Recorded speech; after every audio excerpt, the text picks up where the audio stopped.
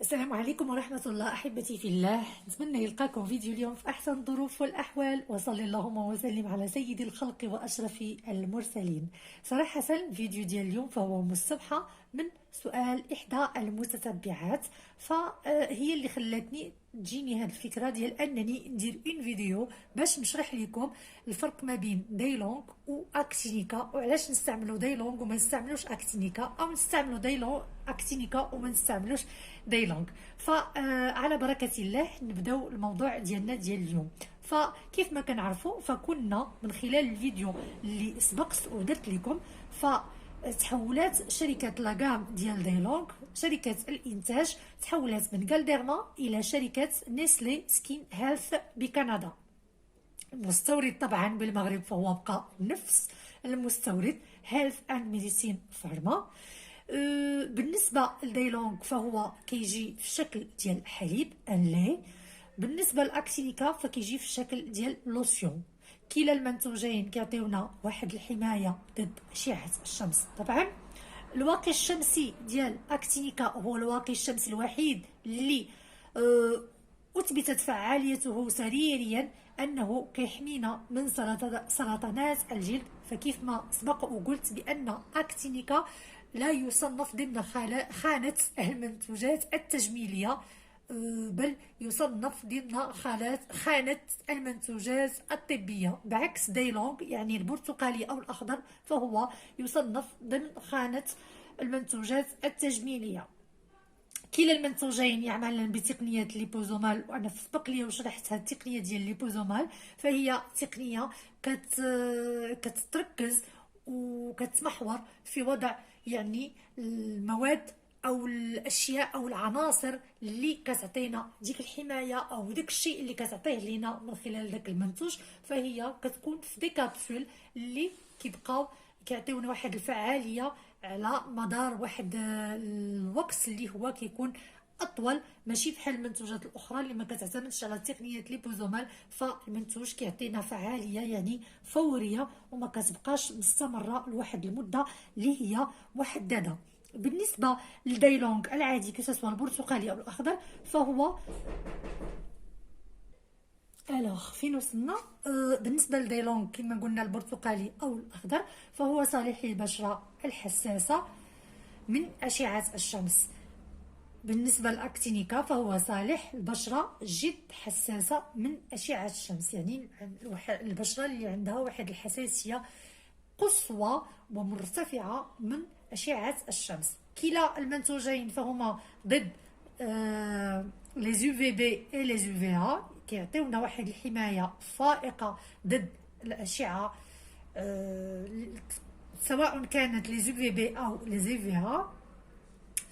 كلا المنتوجين بدون رائحه، بدون بارابين، بدون اوكتوكسيلين، وهي هاد لي زوكتوكسيلين هما واحد لي فلتر اللي كيعطيو واحد الحساسيه لاشعه الشمس وكيخليو الشمس انها تشد فينا بواحد الشكل اللي هو قبيح وخايب بزاف عاد.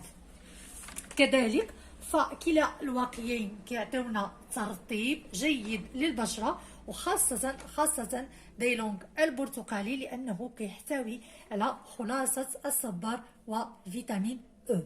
الناس اللي عندهم بشره نسبيا حساسه سواء كانت دهنيه فغادي ياخذوا دايلونغ اخضر. لا اله الا الله ما نساليوش. فين وصلنا نضربوا.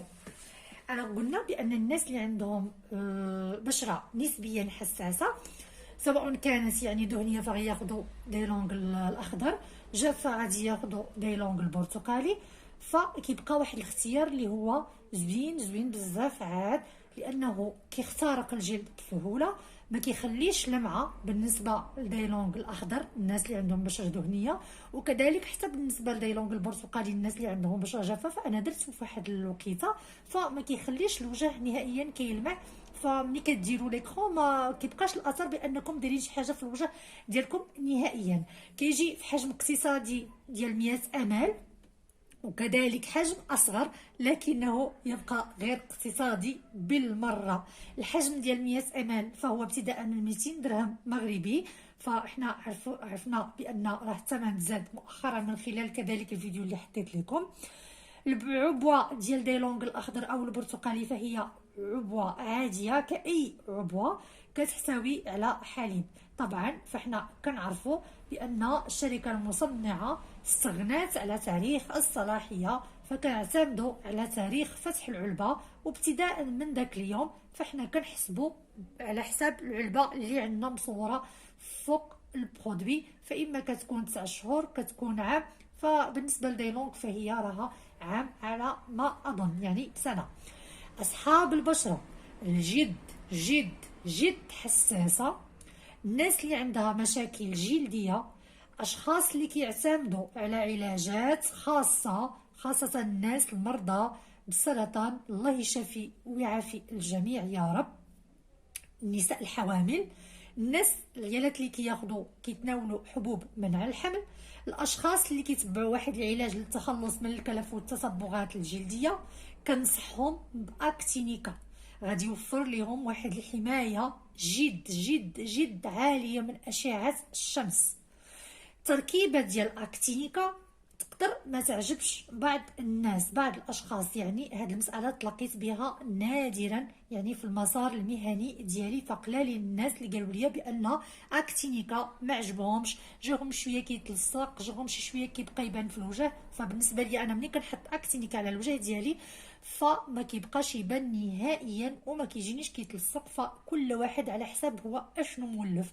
انا بالنسبه لي اكتينيكا يعني واخا يبقى في وجهي كيتلصق واخا يبقى يبان فغنديرو، لانه فرونشمون عطاني واحد الحمايه اللي لا يعلى عليها. والناس اللي متبعيني في القناه فهما كيعرفوا الوفاء والاخلاص ديالي لهذا المنتوج، لانه فعلا منتوج يستحق الاخلاص ويستحق التنويه. فقلت بان اكتينيكا غادي يوفر لكم واحد الحمايه جد عاليه من اشعه الشمس.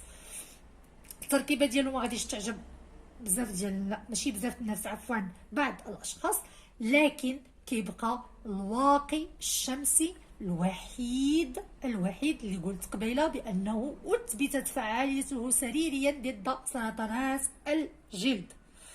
كذلك فكيبقى الواقي الشمسي الوحيد اللي عنده نسبة عالية وجيدة من أشعة، من للحماية من أشعة الشمس. كيجي في الحجم ديال 80 غرام، في العبوة على شكل بومب، الشكل اللي أنا شخصيا كيعجبني. علاش؟ لأنه فعلا باكاجين جيد، كيعطينا ملي كنوركو على داك البومب فهي كتعطينا الكونتيتي اللي باغين، الكميه حنا فقط اللي باغين، لا اقل ولا اكثر. كذلك فهو كيبقى الابغي ديال الجراثيم، فما كيدخلوش ليه الجراثيم بحكم العبوه اللي كتكون ديال الفلاكون بومب، فانتم عارفين بانها ما كتدخلش لنا الميكروبات، فهي البرودوي كيبقى لداخل محمي ومزيان. الثمن الجديد ديال اكتينيكا فهو ابتداء من 250 درهم مغربي، للاسف زاد طلع في الثمن. بالنسبه لديلونغ البرتقالي او الاخضر فاحنا كنحطوه على الوجه ديالنا 20 دقيقه قبل ما نتعرضوا لاشعه الشمس.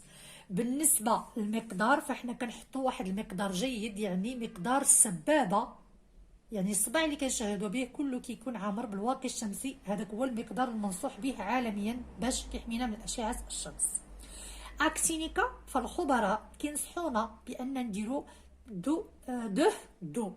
جوج ديال لي بيلفيريزاسيون، يعني جوج ديال الرشات. بطبيعه الحال الرشات بجوج غادي يكونوا بمقدار السبابه، ماشي كل وحده بمقدار السبابه، لا مجموع الرشتين غادي يكون مقدار السبابه، يعني هذوك لي دو بيلفيريزاسيون غادي يكونوا بمقدار السبابه. فالرشه الاولى كنحطوها، كنجيبوا النص ديال السبابه كنحطوها على الوجه ديالنا بواحد الشكل جيد، وكنتسناو 15 دقيقه، وابخي عاد كنحطوا البيلفيريزاسيون الثانيه على الوجه ديالنا، وهكا كيكون عندنا اصبع ديال المقدار ديال السبابه كله مملوء. هذا الشيء ما عرفتش مال الفم ديالي مخلطين فيه الحروف، يمكن خايفه خصني نزرب قبل ما يجي عاود شي واحد يدقع، فلهذا هذا الارتباك وقع ليا. فهكا كنحطوا اكتينيكا، وكيف ما قلت لكم وريتكم الطريقه كيفاش نحطوا ديلونغ البرتقالي او الاخضر. كنتمنى من صميم القلب انني نكون وفقت في اختيار اليوم، وانني نكون يعني غطيت جميع الجوانب المحيطه بهذا الموضوع ديال ديلونغ وديال اكتينيكا. بطبيعه الحال كنضرب لكم موعد جديد غدا ان شاء الله في فيديو انتم تسالون وانا اجيب على نفس الموعد وعلى نفس القناه، وموعد على الساعه 9 مساء ان شاء الله في موضوع جديد. طبتم طاب مساءكم. قلت لكم عندي شي حاجه هاد العشيه. طبتم وطاب مساءكم. ما تنساوش لي لايك، ما تنساوش البارطاج، ما تنساوش لي كومونتير. البارطاج كو سوا بالنسبه لا فيديو ولا بالنسبه لاشين. مرحبا بالناس الجداد اللي التحقوا بنا جداد، فكنقول لهم الف مرحبا بكم. استودعكم الله الذي لا تضيع ودائعه. الى اللقاء.